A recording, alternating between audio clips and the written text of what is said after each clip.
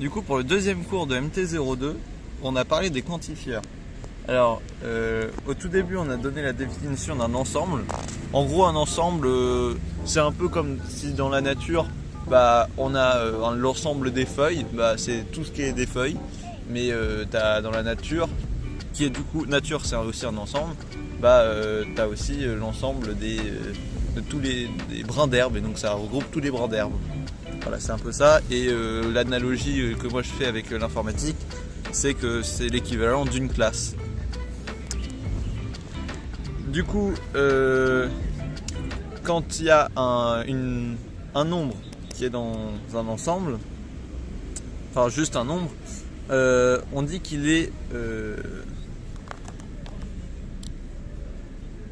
on le dessine comme ça. Donc par exemple x c'est ce nombre, et on dit qu'il appartient à l'ensemble E. Mais il ne faut pas confondre avec un sous-ensemble qui du coup serait une partie de l'ensemble. Par exemple là, c'est la partie F de l'ensemble E. Et du coup ça se note F est incluse dans E. C'est deux notations différentes. Et donc du coup, le rapport avec les ensembles, c'est qu'un quantifieur montre le domaine de validité d'une proposition. Donc par exemple, quand tu as un théorème qui te dit, je sais pas, que toutes les plantes sont vertes, ça te dit oui, mais c'est que les... Parce qu'en soi, il y a des plantes qui sont pas vertes. Et genre par exemple, on peut dire oui, mais c'est toutes les plantes chlorophylliennes sont vertes. Du coup, chlorophyllienne, c'est le quantifieur. On s'arrête que aux plantes chlorophylliennes. Du coup, on a vu les différents quantifieurs. Il y a le quantifieur universel qui s'appelle pour tout. Vous connaissez sûrement, vous savez, c'est ce symbole. Donc, ça se lit quel que soit. Donc, je sais pas, quelle que soit la plante, elle est verte. Enfin, quelle que soit une plante chlorophyllienne, elle est verte. Ça, c'est vrai. Ensuite, on a vu le quantifieur existentiel. Donc, c'est il existe. Donc, je sais pas, parmi toutes les plantes vertes, enfin, parmi toutes les plantes vertes, donc dans l'ensemble des plantes vertes, il existe au moins une plante qui est piquante. Voilà, par exemple l'ortie. Il en existe au moins une. Et il y a le quantifieur unique qui se note comme ça. Et donc par exemple, ça veut dire qu'il n'y en a qu'un seul. Il y en a au moins un s'il n'y en a qu'un seul. Par exemple, il n'y a qu'un seul chien, enfin il n'y a qu'une seule personne qui s'appelle Édouard Georges. Il n'y en a qu'une seule dans le monde qui s'appelle Édouard Georges. Donc il existe un unique Édouard Georges dans le monde. Et le monde, ça serait l'ensemble du coup dans lequel on le définit. Ensuite, il y a les quantificateurs multiples. Et là, on distingue deux cas de figure. Soit les quantificateurs, ils sont de différentes natures, soit ils sont de la même nature. Un quantificateur multiple, c'est quand par exemple on met pour tout x appartenant à l'ensemble des réels, il existe un y qui appartient au réel, qui vérifie le fait que x égale y. Ça s'écrit, il n'y a pas une flèche, hein, c'est comme ça. Du coup, pour tous x, on a forcément un y. Enfin, il existe forcément un y qui correspond à x. Et vu que là, les deux quantifieurs sont de différentes natures, et c'est pas la même chose que si on les inversait. Parce que si on les inversait, ça voudrait dire que pour tout x, donc on prend un x, et tout nombre est égal à lui. Par exemple, on prend un x, on prend 2, tout nombre, par exemple ça peut être 2, est égal à x. Donc oui, là ça marche, mais pour tout nombre, ça veut dire qu'il y a aussi 4, et or 2 c'est pas égal à 4. Donc du coup, la proposition devient fausse. Ensuite, on a vu une propriété de ça. Donc c'est que quand on a non,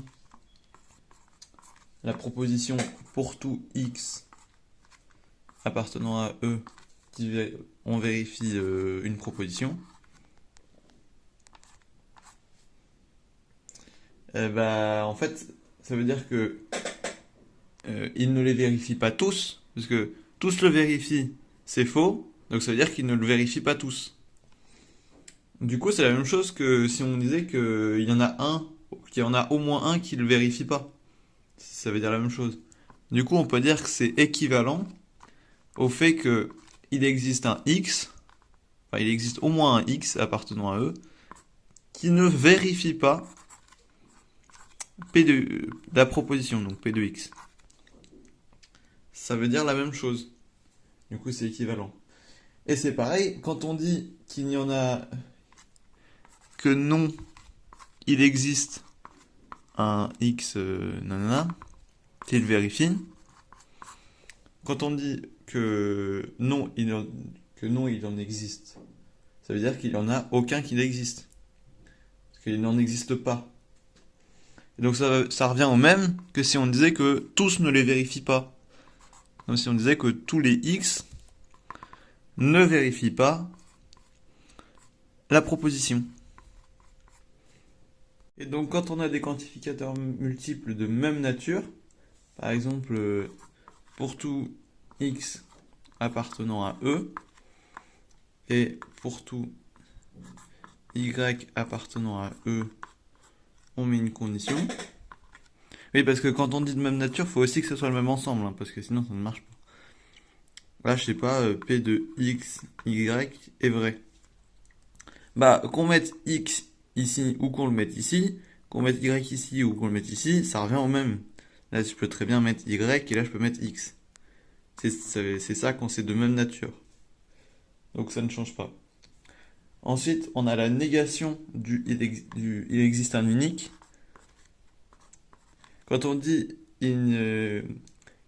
quand on fait la négation de il existe un unique, ça veut dire qu'il n'y en a pas un seul. Donc soit il n'y en a aucun, donc ils sont tous faux, soit il y en a plus qu'un, donc il existe un... Non, on dit que X, que il existe un X appartenant à E, et il existe un Y appartenant à E, avec un X qui serait différent du Y. Donc du coup, on a deux propositions pour lesquelles ça marcherait au minimum, qui vérifient la condition. Du coup, là, on prouve qu'il y en a au moins deux. Et là, on prouve qu'il n'y en a aucun. Voilà. Et du coup, ça prouve qu'il n'en existe pas un unique. En général, dans les exercices, au début, on a une proposition sous forme de texte. Par exemple, on a un graphique de f qui est défini par l'ensemble des réels vers l'ensemble des réels et qui coupe la droite x égale y. Et donc en fait cette phrase, on la transforme en symbole. Donc pour tout x appartenant à R, il existe un x appartenant au réel tel que f de x est égal à x. Voilà, du coup on le transforme sous forme de symbole. Et ensuite on le nie, et après ça permet de le résoudre. Par exemple. Quand il s'agit de nier une fonction, c'est comme ça qu'on fait. On transforme le texte en symbole et ensuite on le nie. Et globalement, c'est comme ça pour tout type d'exercice sur ce chapitre. Ensuite, on a le raisonnement. C'est donc la troisième partie. Et on a vu qu'il y a le raisonnement direct. Du coup, pour montrer que P implique Q, on suppose que P est vrai et après on montre que Q est vrai. Du coup, on le fait de manière directe.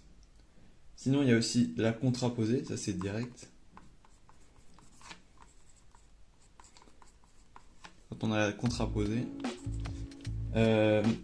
pour montrer que P implique Q, on va montrer que justement non Q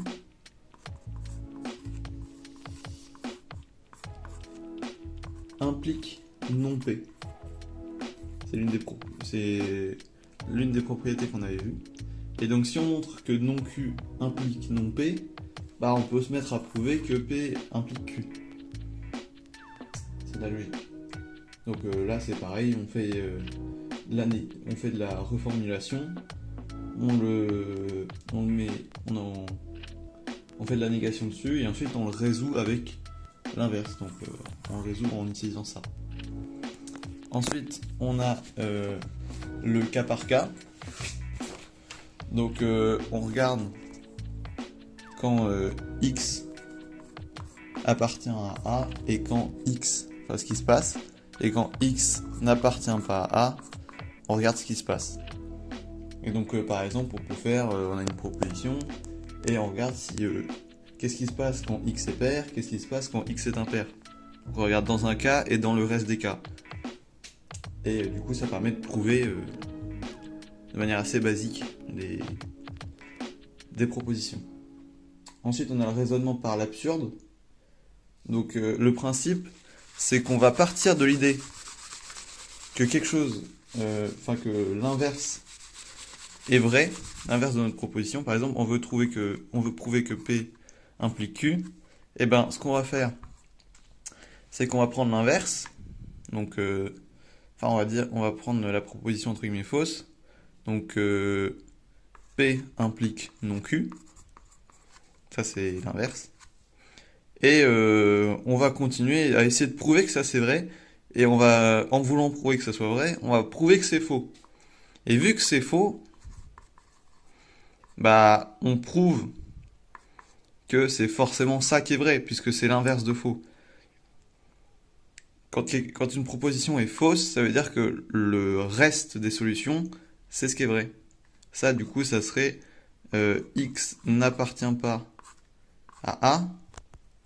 Et donc, si X n'appartient pas à A, ça veut dire que X appartient à A. Donc, ça veut dire que c'est vrai.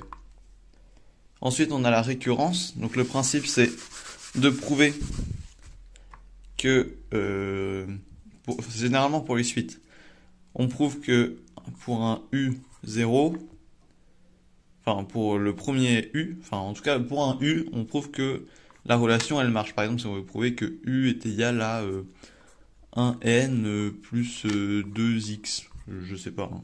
Je raconte n'importe quoi. Enfin, on veut prouver que U de n est égal à 1n plus 2x. Et on sait que U de 0, je sais pas, en vrai j'ai un peu la flemme de réfléchir, on va mettre que U0 est égal à 0. Donc au début on prouve que pour U égale 0 ça marche. Donc que 1 fois 0, bon là on va mettre un n.